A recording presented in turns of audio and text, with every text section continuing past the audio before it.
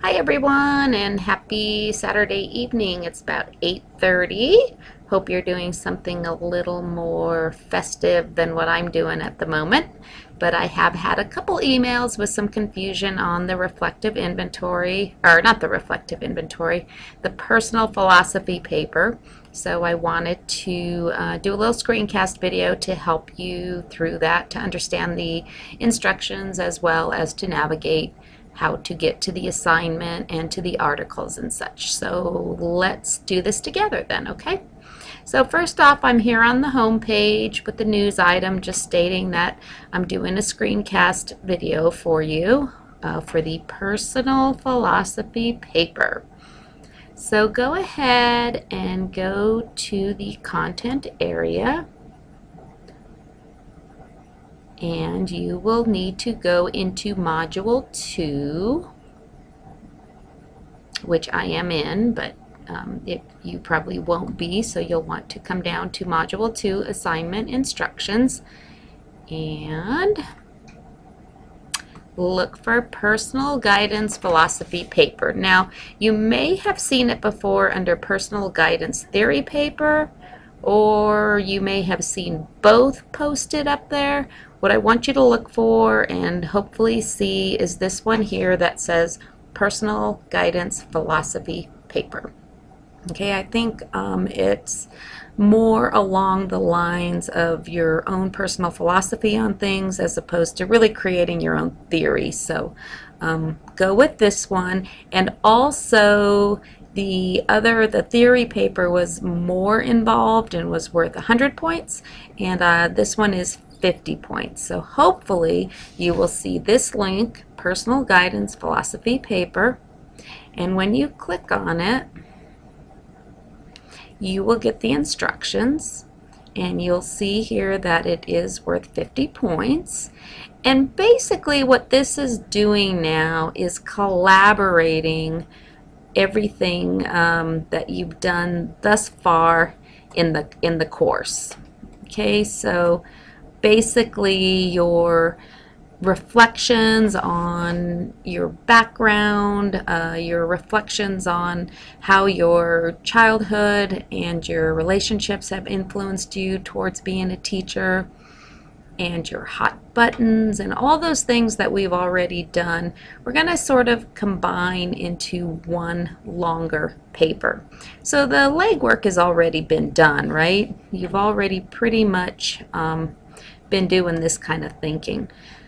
So if you go ahead and keep reading, you'll see it says to read the pyramid model article and Brazelton articles.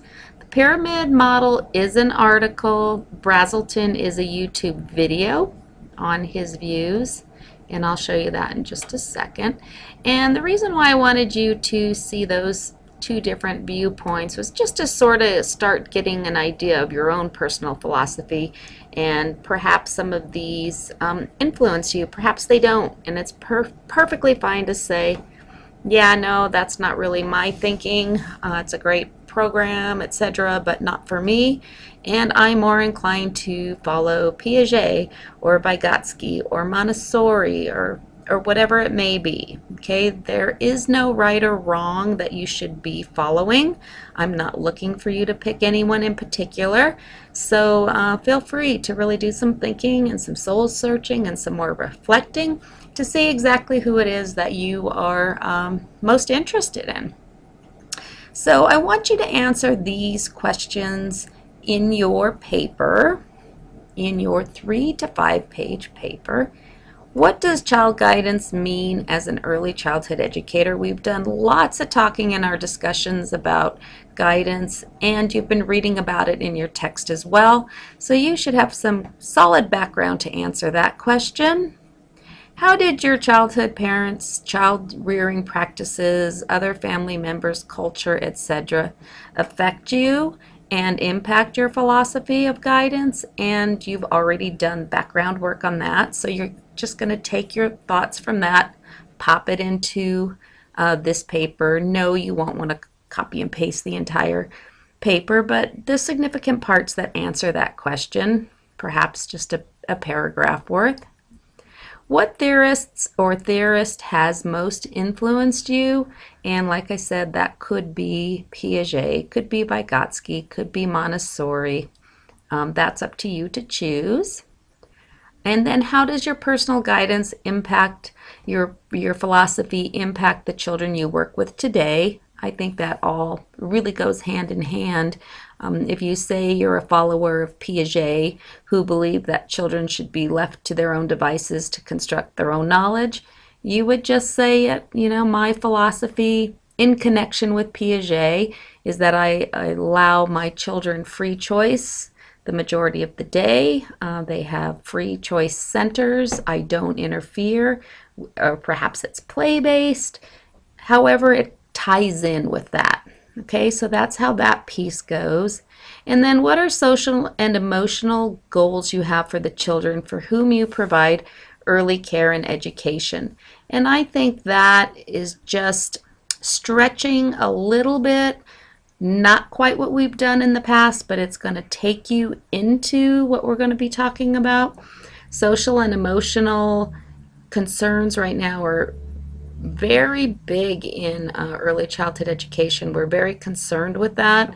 We want to make sure children have the correct social skills to do well in society, to do well with their peers, and emotionally as well, right? We want them to be able to self-regulate, to have good self-esteem, to be happy at school, to be able to express their emotions when they're not happy. So social and emotional goals that you have for your little ones that you're caring for. So you're going to assemble all of this into a 3 to 5 page paper. Now remember, I do want these things, these bullets, to be included in your paper.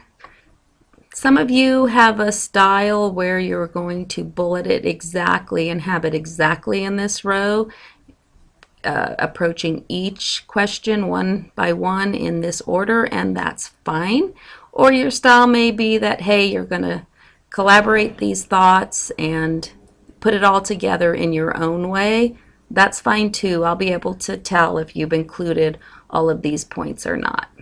Okay, so while it does seem like there's a lot in it, a lot of the work has already been done. You don't have to reinvent the wheel.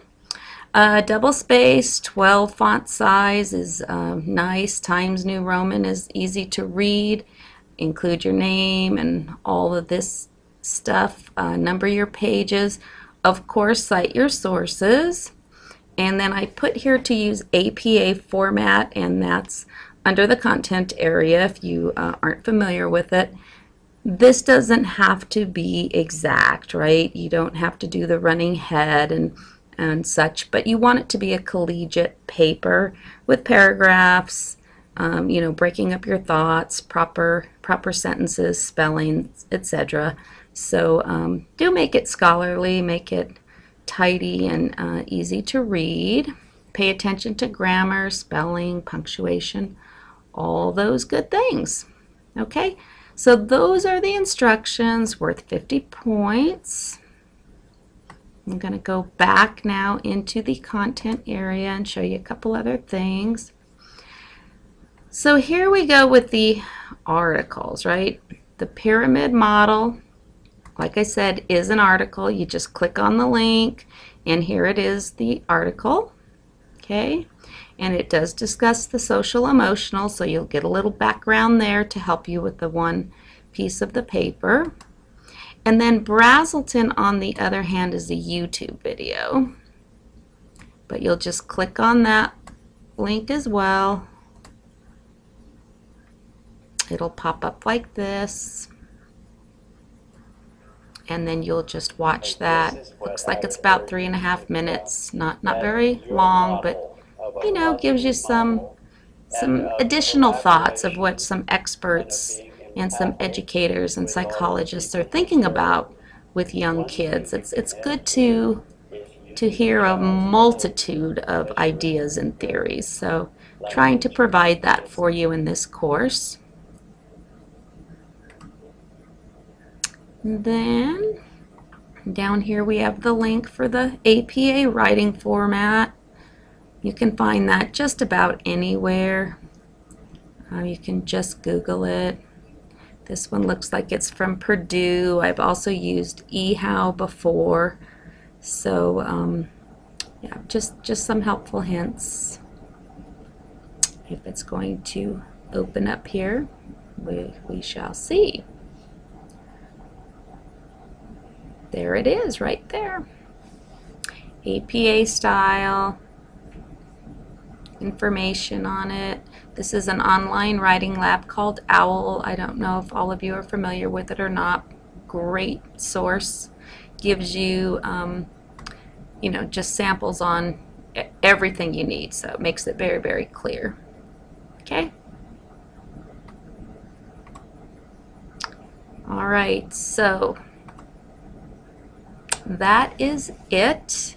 I hope that helped. If not, of course, you know, you can always email me. I'll be checking messages tomorrow. I'll be online. Look for the little green dot next to my name, and when you see that, go ahead and send me a pager or an email, and I'll try to get back to you just as soon as I can.